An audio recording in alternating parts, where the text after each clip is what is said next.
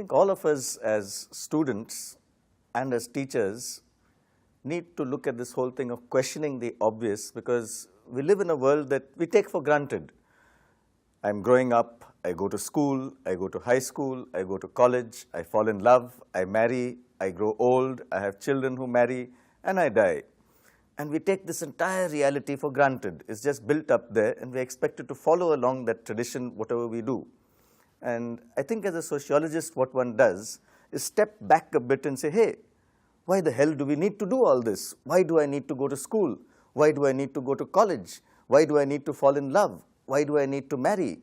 And each of these questions then opens out whole other worlds of reality that we begin to see that actually all our reality in that sense is constructed through a series of ideas that we take for granted. Let's just come back to marriage, for instance. Most of us think that marriage is all about falling in love, and that each one of us is so unique that there's somebody out there actually meant for us, and I'll meet that person at some point of time, fall in love, settle down, have kids, and grow happily ever after. And as a sociologist, I will say, do you really fall in love just because you think you're being attracted to somebody who is unique to you? Or perhaps, is it actually that society constructs an entire way in which we begin to desire the other?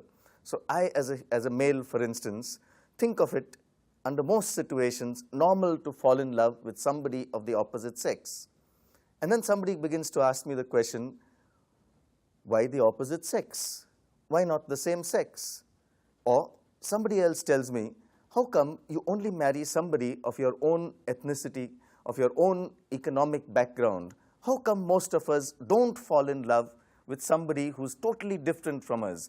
Somebody who comes from another class strata, somebody who comes from a sexual background that is not acceptable.